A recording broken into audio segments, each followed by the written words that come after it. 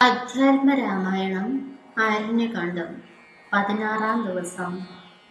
പ്രഭാതത്തിൽ എഴുന്നേറ്റ് പ്രഭാത കർമ്മങ്ങളെല്ലാം കഴിച്ച് ശ്രീരാമൻ അത്രി മഹർഷിയോട് യാത്രാനുമതി ചോദിച്ചു.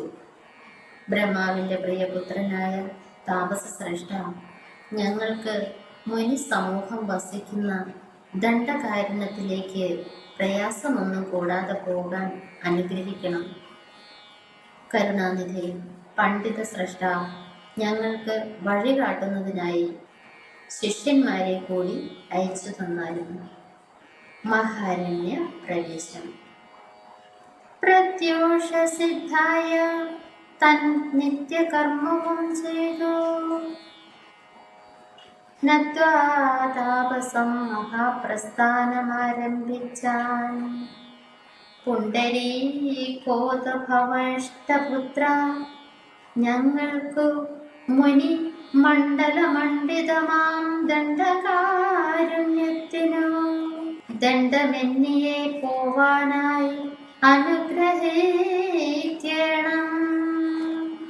പണ്ഡിത ശ്രേഷ്ഠ കരുണാനിധി തപോനിധി, ഞങ്ങളെ പെരുവഴി കൂട്ടണമതിനിപ്പോൾ ഇങ്ങു നന്നയക്കേണം ശിഷ്യരിൽ ചിലരെയും.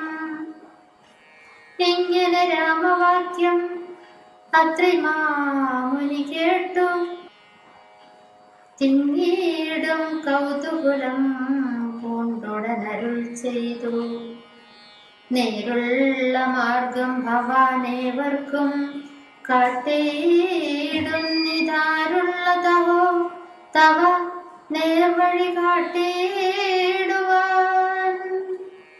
എങ്കിലും ജഗതനുകാരിയാം നിനക്കൊരു സങ്കടം വേണ്ട, വഴി കാട്ടിയിടും ശിഷ്യരെല്ലാം. ചെല്ലുവിൻ നിങ്ങൾ മുമ്പിൽ നടക്കുന്നവരോടു ചൊല്ലി മാമുനി താനുമൊട്ടു പിന്നാലെ ചെന്നാൻ. അന്നേരം തിരിഞ്ഞു നിന്നരുള ചെയ്തു മുനി തന്നോട് രാമചന്ദ്രൻ വന്ദിച്ചു ഭക്തിപൂർവം.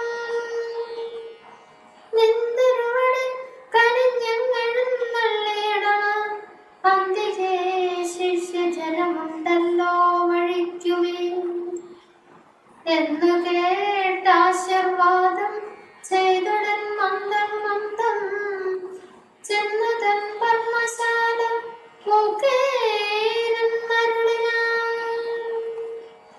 പിന്നെയും ക്രോശമാത്രം നടന്നരാവരപ്പോൾ മുന്നിലാമാറും മഹാവാഹിനി കാണായി വന്നു.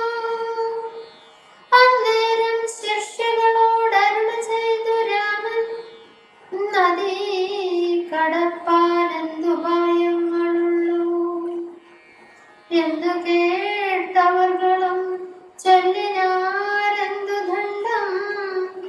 മന്നവ നല്ല തോണിയുണ്ടെന്നു ധരിച്ചാലും വേഗേന ഞങ്ങൾ കടത്തിയിടുന്നതുണ്ടു താനും. ആകുലം വേണ്ട, ഞങ്ങൾക്കുണ്ടല്ലോ പരിചയം. എങ്കിലോ തോണി കരേറിടാമെന്നവർ ചൊന്നാൽ ശങ്ക